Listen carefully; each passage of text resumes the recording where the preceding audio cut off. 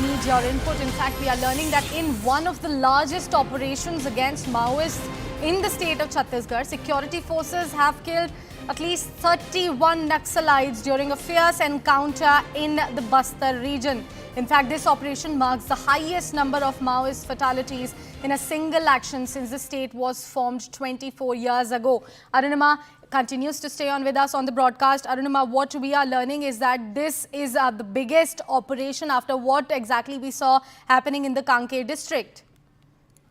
See, you have to understand why Narayanpur and any operation in Narayanpur is significant. Narayanpur is considered the gateway to Maad. Maad or Abuj Maad is that forested area of Chhattisgarh which has never seen any government presence. This has completely been taken over the CPI Maoist cadre. It's their Janatan Sarkar that people know as Sarkar. That's what they understand as government. So to try and enter Maad itself is a huge achievement for the security forces. The top leadership of CPI Maoists being pushed away from Bastar, from Dantewada, is now trying to find solace in Abuj Maad and in Sukhma and Bijapur. So in that sense also, this is a huge blow to the CPI Maoist leadership, to their cadre, and in sync with Home Minister Amit Shah's deadline for the security forces that by 2026, Chhattisgarh must be Naxal-free. Right, Arunima. Also, this comes just over 5 months after the security forces killed 29 Naxalites in the Kanker district. Also, this time around, we are learning about 31 casualties happening in that particular area. Are we fearing any sort of, law and order situation to snowball in that particular area after this particular operation? Not law and order, but of course, the CPI Maoist cadre will try and hit back. They took a huge blow in Kanker, and Kanker and Narayanpur together are the areas which leads you to Abuj Maad.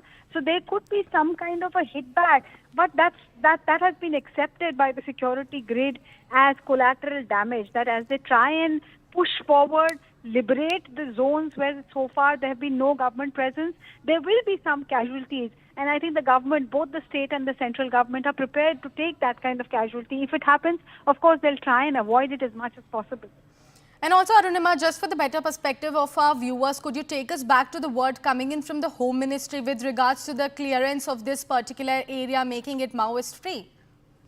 Home Minister, even ahead of the Chhattisgarh Assembly elections, had said that the Baghel government was not cooperating enough with the centre in its quest to make Chhattisgarh Maoist-free. A lot of allegations were made against Bhupesh Baghel, and politically you have to understand that Bastar has more or less always voted for the Congress party, so they had a constituency to cater to there. But since the Vishnudev Sai government came, Home Minister Amit Shah and the local government there of Chhattisgarh have made it clear that it's an all-out war. So earlier, the District Reserve Guard, which is DRG of Chhattisgarh Police, for example, would not want to risk casualties, and therefore operations were left to CRPF alone. That was difficult because CRPF boys are mostly from outside the state, not very familiar with the language or the topography. But now that the state and the centre both are on the same page, operations are being conducted with more coherence and coordination. And like I said, 2026 is the